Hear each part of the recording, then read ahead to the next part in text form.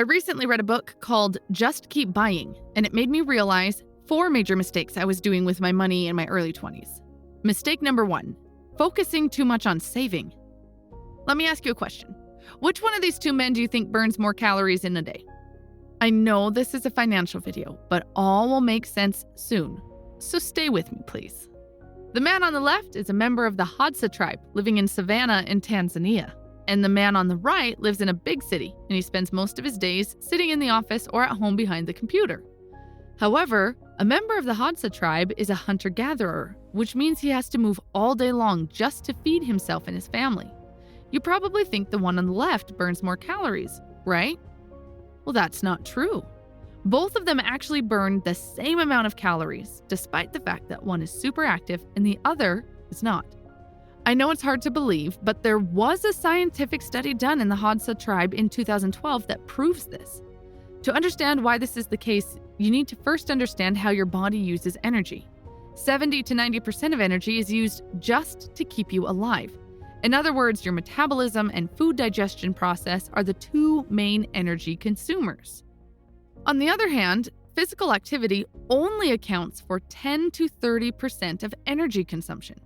This is the reason why you struggle to lose weight despite the fact that you go to the gym and stay active all day.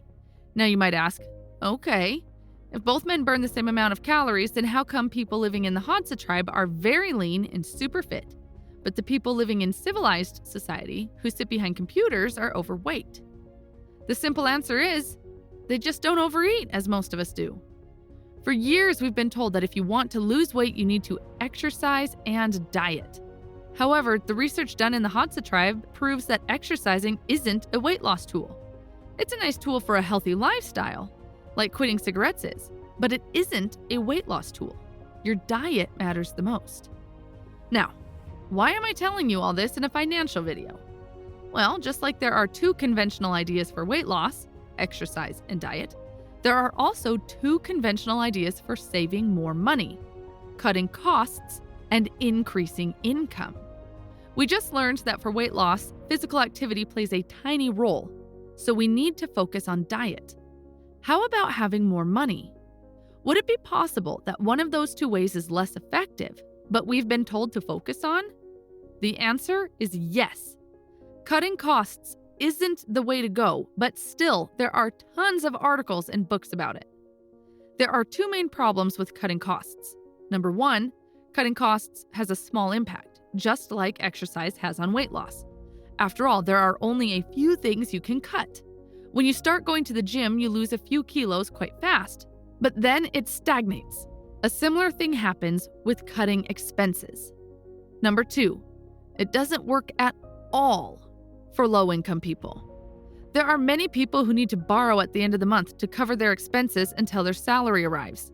If you earn $1,000 a month, but your expenses are $1,100, frankly, where can you cut costs? All this doesn't mean that we have to completely ignore cutting expenses and ignore the books written about it. No, cut costs where you can and monitor your expenses regularly to make sure you're not throwing away money on unnecessary things, such as forgotten subscriptions. But use your main energy to increase your income. Of course, increasing your income is much harder than reducing your spending, but it is the most effective way. Mistake number 2, focusing too much on investing. The author says, when I started to read financial books, I noticed that there were a few pieces of advice that kept getting repeated, such as keep your fees low, diversify, and invest for the long run. So, as a beginner, I started to follow this advice. After all, they came from reputable investors, such as Warren Buffett. Now, this advice wasn't incorrect, but it made me focus on the wrong things. As a beginner investor, I only had a few $1,000s in my bank account. Despite having very little money, I spent hundreds of hours analyzing my investment decisions, running calculations in Excel, and thinking about what kind of asset allocation I should have. Should I invest 80% in stocks and 20% in bonds, or vice versa? Should I invest in Bitcoin? How about real estate? Despite overanalyzing my investments, I never spent time analyzing my income and spending. I would regularly go out to dinner with coworkers and easily spend $100 a night. Think about how foolish this behavior was. With only $1,000 of investable assets, even 10% annual return would have only earned me $100 in a year. Yet I was regularly blowing that same amount at one night out for dinner. By simply not going out for one night, I could have made the same amount of money as 1 year's investment returns.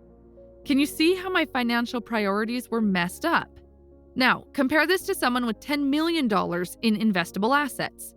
If they were to see just a 10% decline in their portfolio, they would lose $1 million. Do you think they could save $1 million in a year? Highly unlikely, right? This is why someone with $10 million has to spend a lot more time thinking about their investment choices compared to someone with only $1,000. So as you can see from this comparison, your focus depends on your current financial situation. If you don't have much money invested, then you should focus on saving and increasing your income. The opposite is true if you have a sizable portfolio. To put it simply, saving is for the poor, and investing is for the rich. Here's a question you might ask. How can I find out if right now is the time to focus on saving or investing for me? Here's a simple way. First, find out how much you can comfortably save in the coming year. For example, if you expect to save $1,000 a month, then your expected savings for the entire year should be $12,000. Next, determine how much you expect your investments to bring you in the next year. For example, if you have $10,000 invested and you expect that you will earn a 10% return, then your expected investment earning is $1,000. Finally, compare these two numbers and focus on the one that is higher. If your expected savings are higher, like in the example I just gave, then you need to focus more on saving money and adding it to your investments. However, if the opposite is true, then you should spend more time thinking about how to invest what you already have. If the numbers are in a similar range, then you should focus on both. The general rule is that as you age, your focus should shift from your savings to your investments, because when you are older, you will have more money invested. And that means your returns from investments will surpass your savings. Saving matters a lot early in life. However, later in life, investment dominates. Mistake number 3, sticking to a fixed percentage of saving rate. If you start researching what is the right amount of money you should save, then you will quickly find advice such as, save 20% of your income, 10% of your income must go to savings, or you should have this amount saved by this age and that amount saved by that age. There are 2 big problems with such advice. First, it assumes that people at all income levels have the ability to save at the same rate, which is not the case.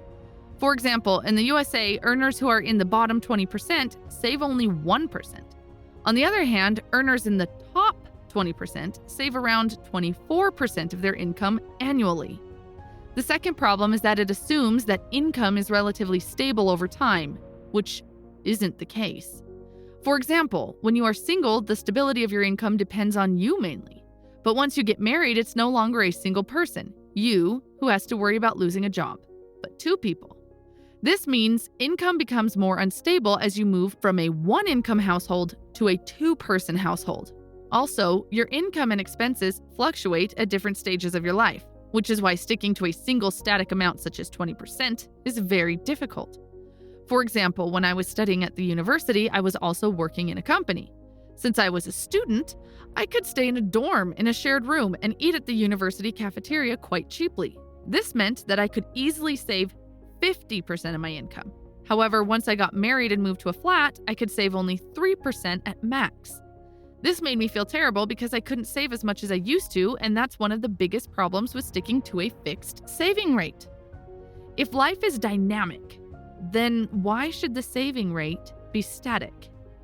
That is why the best saving advice is save what you can.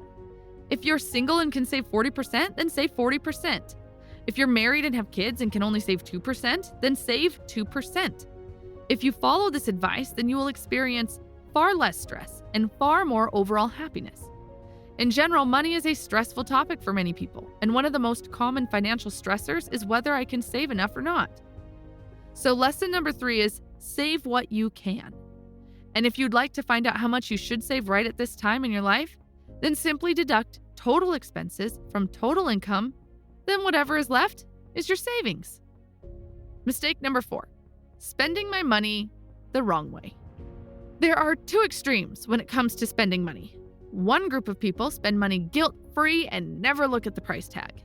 Another group, on the other hand, feel guilty and anxious about almost every purchase they make. They try to use every tip and trick to cut costs on everything they buy. Neither of these extremes are good. However, today, many financial advisors favor the second group and force you to second-guess everything you buy. They make you feel guilty about everything you buy. You buy a latte and then you regret it. So you start second-guessing everything you buy, and it creates anxiety around spending. This is no way to live your life. Yes, money is important, but it shouldn't alarm you every time you see a price tag. The author provides 2 tips that will allow you to spend without feeling guilty. The first tip is the 2x rule. According to this rule, anytime you want to splurge on something, you have to take the same amount of money and invest it as well. The author says this rule works because it removes the psychological guilt associated with purchases, since you also make an equal-sized investment. This rule also helps you to reevaluate the purchase, because you are going to save double the amount, half for the purchase itself and half for investing.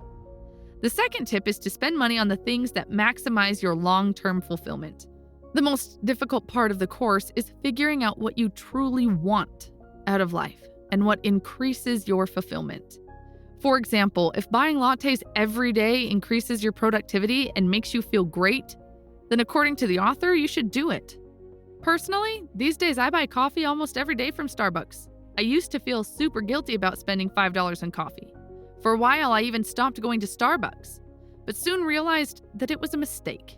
First of all, I get distracted a lot if I work from home. I am more productive if I work from Starbucks. Starbucks also replaces the need for me to rent an office because every time I buy coffee, I work there for at least 4 hours.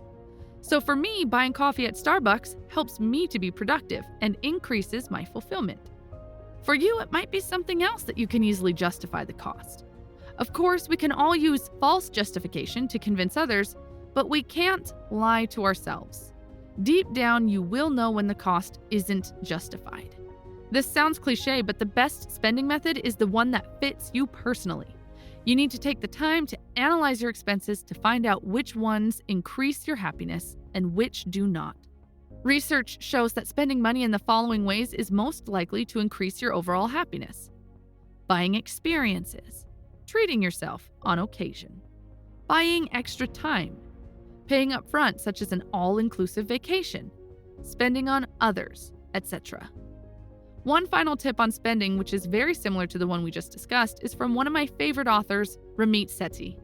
His advice is, spend extravagantly on the things you love and cut costs mercilessly on the things you don't. For me personally, this is the best spending advice I have ever received, and I still use it today. Okay, quickly to summarize everything we just discussed in this video. Number 1, if you want to have more money, focus on earning more rather than cutting costs. Both of them are valid ways to have more money, but increasing your earnings is much more effective. Number 2, if you have little money to invest, it's better to focus on saving and increasing your income rather than overanalyzing your investments and chasing opportunities that give you a few % higher return. Number 3, life is dynamic, and the savings rate should be the same. If you can save more, you should save more. If not, then you shouldn't. Don't get stuck with fixed savings rates, such as 10% or 20%. Number 4, the best spending method is the one that fits you. Figure out what makes you happy and spend more on that, and cut costs on other things that don't add any value to your life. If you enjoyed this video, then I think you will also enjoy the summary of a book called The Automatic Millionaire. You probably see it on your screen now. Thanks for watching.